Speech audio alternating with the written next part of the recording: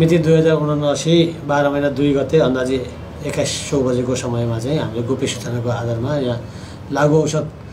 गाँजा चाहिँ खरिद बिक्री हुँदैछ भन्ने गोप्य सूचनाको आधारमा इटहरी उपमहानगरपालिका वार्ड नम्बर 4 यो कचना टोली स्थित हाइवेमा हामीले मोटरसाइकललाई चेकजाँच गर्ने क्रममा यो सुनसरी इटहरी 5 बस्ने भीमबहादुर तामाङ र उदयपुर बेलुवा 4 बस्ने सुमन नेपाली दुईजनालाई चेकजाँच गर्ने क्रममा यो प्रदेश 1 को 02-047 प 1154 को मोटरसाइकलमा हामीले चेकजाँच गर्ने क्रममा चाहिँ हामीले 930 ग्राम हामीले गाँजा सहित बरामद गरेर उनीहरूलाई अहिले लागु औषध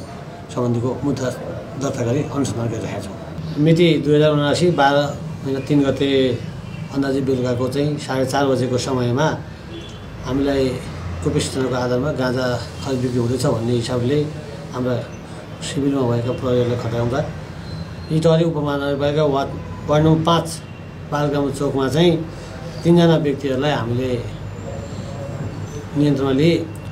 उनीहरूलाई खानतलासी गर्दाखेरि 385 ग्राम गाँजासहित इटहरी 16 बस्ने प्रकाश खड्का, इटहरी 6 बस्ने विवेक खत्री र रामधुनी 5 बस्ने रियान खत्रीबाट 3 जनालाई नियन्त्रणमा लिए